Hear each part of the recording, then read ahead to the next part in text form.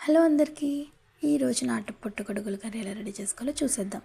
Hot వాటర్లో నాటు పుట్టగొడుగులు వేసుకొని 5 మినిట్స్ పక్కన పెట్టుకోవాలి. అలాగే వేరే ప్యాన్లో కొంచెం ఆయిల్, చిల్లీ ఇంకా ఆనియన్ వేసి బాగా ఫ్రై చేసుకోవాలి. ఆనియన్ అనేది బాగా ఫ్రై అయిన తర్వాత నాటు పుట్టగొడుగులని వేసుకోవాలి.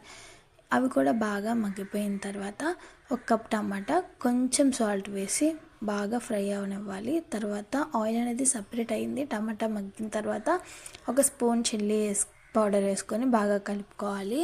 తర్వాత 1 కప్ వాటర్ వేసుకొని బాయిల్ అయిన తర్వాత 1 కప్ అనేది చింతపండు రసం వేసుకోవాలి. అది దగ్గరగా అయిపోయిన తర్వాత ఒకసారి కలుపుకొని కొత్తిమీరతో సర్వ్ చేసుకుంటే మన నాటు పుట్టగొడుగుల కర్రీ రెడీ. ఈ వీడియో మీకు నచ్చిందా? ఈ వీడియో మీకు నచ్చినట్లయితే ప్లీజ్ వీడియో లైక్ చేయండి, షేర్ చేయండి, సబ్స్క్రైబ్ చేయండి.